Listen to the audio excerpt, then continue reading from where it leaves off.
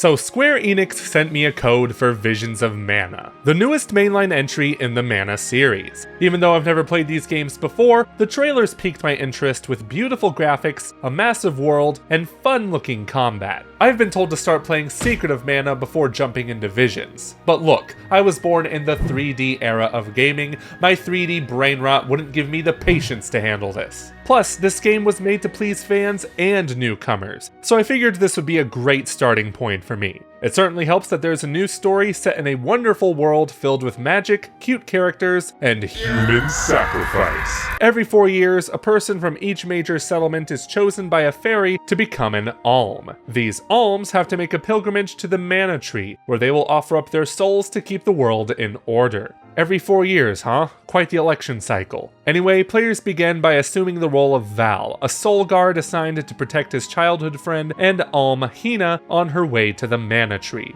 Their journey will take them to meet other alms that you'll get to play as, such as Karina with her southern drawl, Bye-bye. and Morley with his exceptional swordsmanship. I love him.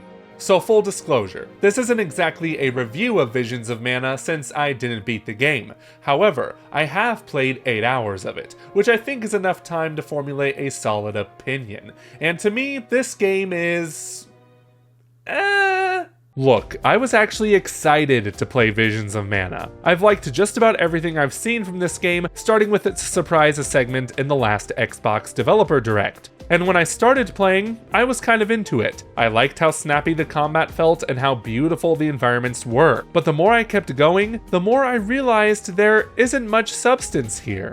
Let's start with the map, which is not a seamless open world, rather fragmented into very large areas. You can swiftly run across these worlds on your feet or with mounts, finding currency, treasure chests, etc. These vast areas look so inviting with their colorful environments just begging to be explored.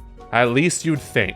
It turns out this world is just painfully shallow, with hardly any rewarding secrets to find. The most abundant collectibles are the treasure chests, which are already marked on the map, like most other items in the game. I tried turning off the minimap to see if they'd be more fun finding that way, but they're not placed thoughtfully throughout each region, often tucked away behind some random rock or building. Now, I wasn't expecting this to be like Breath of the Wild, but you'd think a game with such vast areas would want to utilize them in meaningful ways, right? Not here, sadly. They just feel like places to go through to get to your next objective, and nothing more. That isn't to say you won't run into enemies that happen to be the cutest creatures in the universe. Oh, they're so adorable. I just can't wait to cut them to pieces.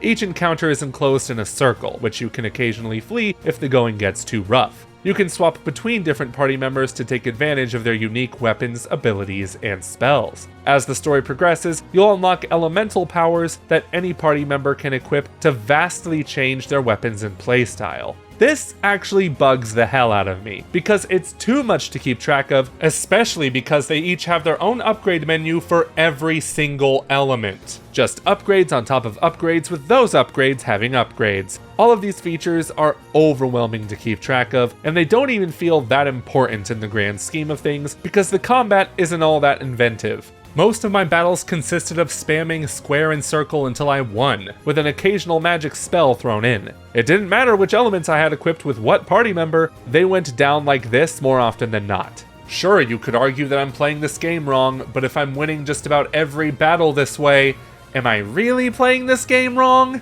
So if the combat is repetitive and the world is not interesting, how's the story? Well, for me, it's a mixed bag. Presentation-wise, the characters have approximately 2 facial expressions, but the voice acting is fine for the most part. Because the story is tied around sacrificing souls to the Mana Tree, it does lead to some interesting developments, which I won't spoil here of course, but I was most invested in the plights of Morley, who has his own tragic tale that is presented quite well. At least relative to the rest of the game. Seriously, can you show an ounce of emotion? Lift one eyebrow, please. Unfortunately, Visions of Mana just did not click with me, and even though I played 8 hours of it, I highly doubt my opinion would change had I spent twice the amount of time with it.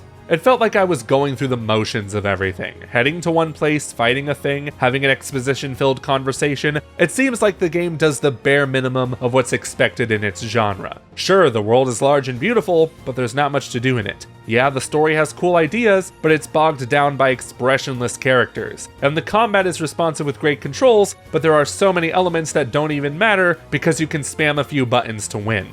In the end, I just didn't think Visions of Mana was a great game, and I have a feeling a lot of Mana fans are going to be pissed off at me for thinking that. But I hope they can understand why. Oh, phew. Only 6 death threats. Oh, 14 now.